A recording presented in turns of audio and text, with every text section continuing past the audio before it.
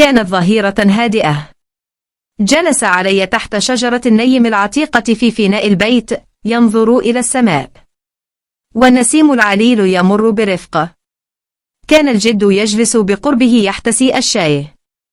سأل الجد بلطف: عم تفكر يا علي؟ تردد علي قليلا، ثم قال بخفوت: جدي.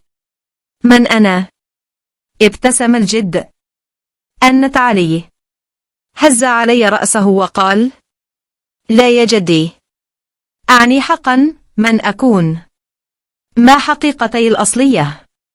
نظر الجد إلى علي بعينين مملوءتين بالمحبة، ثم وضع يده على صدره وقال: هذا سؤال عظيم يا علي. هذا السؤال هو الذي يقودك إلى اكتشاف حقيقتك. قال علي مطأطئ الرأس: لكن جدي، أنا مجرد فتى عادي. هل أنا حقا مميز؟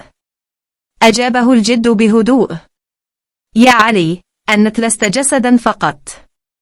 أنت روح، تلك الروح التي نفخها الله فيك من عنده.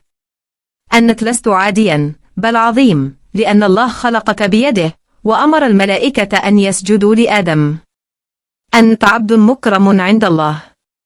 فكر علي قليلا، ثم رفع رأسه وقال: جدي، من كان أول إنسان؟ ومن خلقه الله أولا؟ ولماذا؟ ابتسم الجد، واقتلألأت عيناه بالنور، ثم نظر نحو السماء وقال: نجمة نجمة يا بني علي، سؤالك ثمين. أول من خلق الله هو آدم عليه السلام. صنع جسده من طين، ثم نفخ فيه من روحه.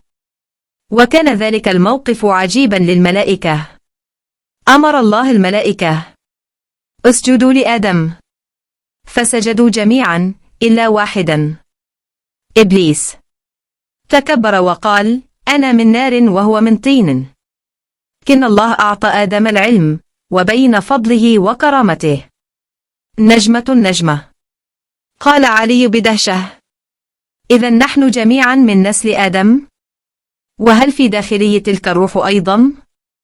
قال الجد برفق: نعم يا علي، أنت أيضا تحمل تلك الروح التي جاءت من الله. أنت لست جسدا فحسب، بل أمانة روحية عظيمة. أنت لست عاديا يا بني، بل مخلوق مكرم عند الله، ومكانتك عالية. تلألأت عينا علي وقال: إذن هل خلقني الله لهدف خاص؟ ابتسم الجد وأجاب: نجمة نجمة، نعم يا بني. لم تأتي إلى الدنيا صدفة. وجودك له معنى.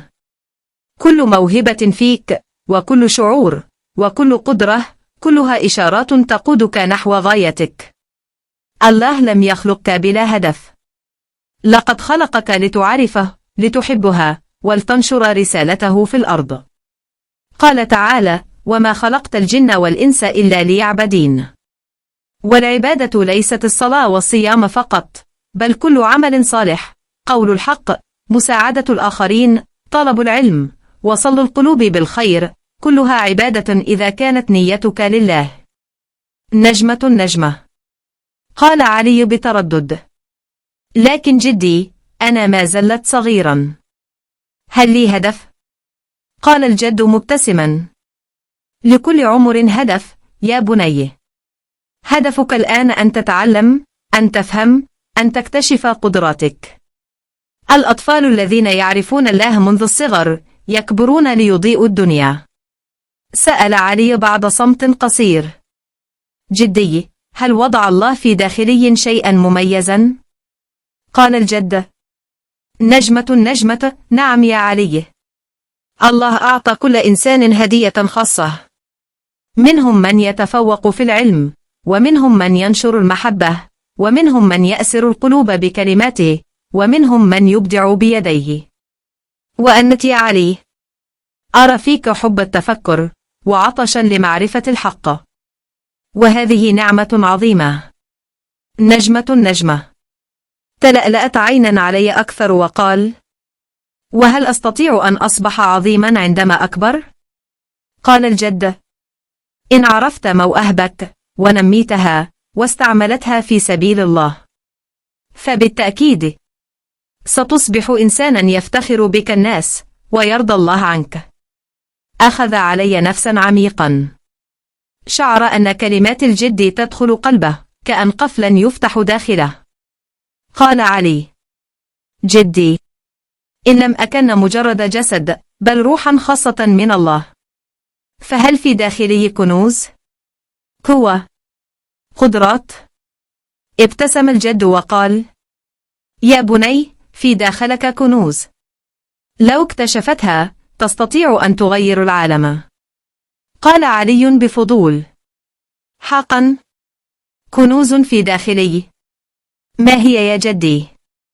أجاب الجد وهو يحدق في البعيد: وهذا ما عليك أن تكتشفه.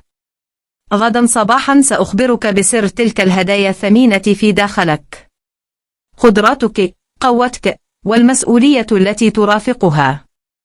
هل سيتمكن علي من اكتشاف كنوزه الداخلية؟